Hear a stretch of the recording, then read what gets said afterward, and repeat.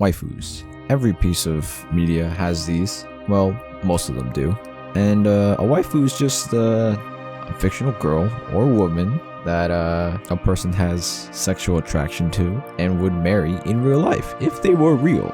And the psychology behind a waifu is insane. Maybe not the right word, but it describes a feeling of loving some fictional character for their actions, their looks, their way of thinking, whatever.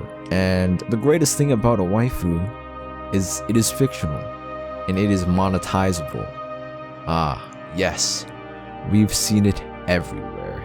Through games, anime, stories, characters, you name it. Any single piece of media has some sort of quote-unquote waifu in them that is easily exploitable and easily monetizable, and that is beautiful. It preys on the weak individuals' minds because they have fallen in love with this character, and now as the big corporation that owns the IP, it is time to prey on these weak, feeble-minded men or women or whatever the fuck who utterly love these characters and would buy multiple hundreds, thousands, millions of dollars worth of merchandise about these characters. And this, ladies and gents, is pure and unadulterated capitalism at its finest.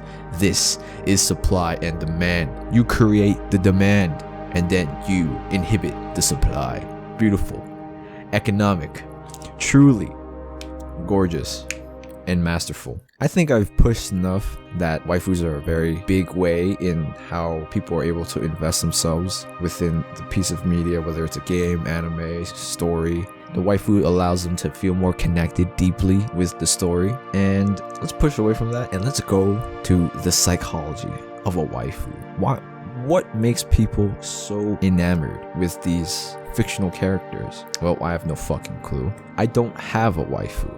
Even though I am a lover of games, stories, pieces of media that have women in them that, you know, the main girl is clearly, or the side characters that are women are clearly meant to pander towards people who want a waifu.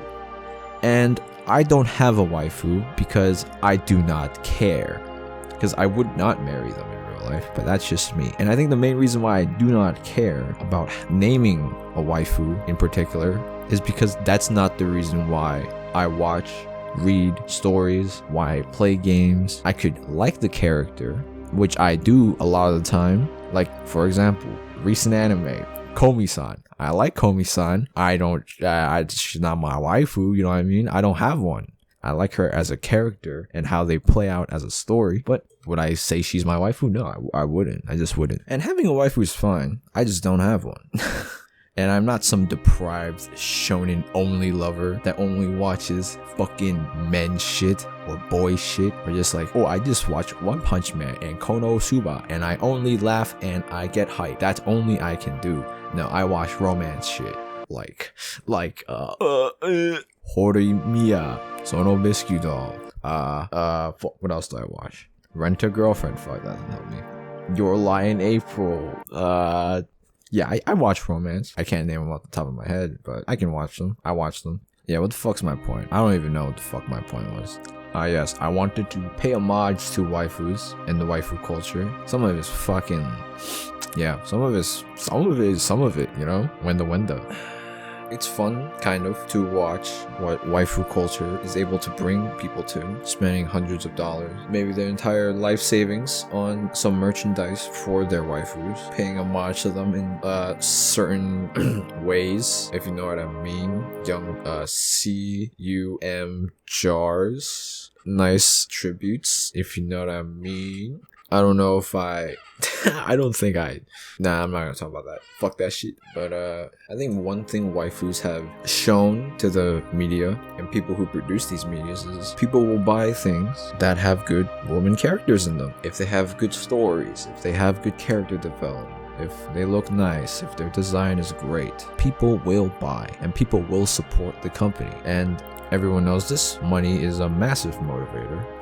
And when people see the amount of money a waifu, even one waifu character in your entirety of your story or game or your piece of media, even one waifu can make or break your piece of media. And if you make an amazing waifu, it will be talked upon. It will generate a fan base. It will build an audience for the show, for the media.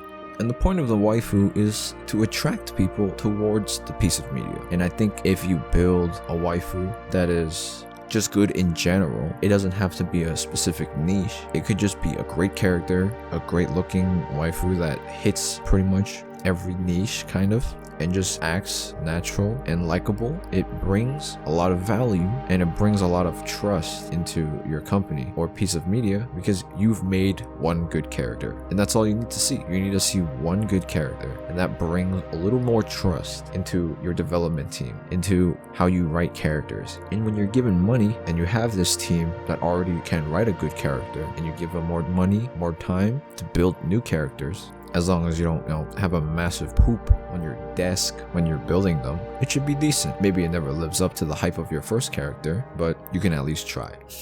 Waifus are cool, and keep coming out with great characters, great character designs, great character development, great stories for whatever piece of media you have. And I hope we get some more good games, more good pieces of media, more good anime, more good manga with clean character design, clean drawings, clean storyboards, clean storylines. And yo, that new One Piece chapter crazy though.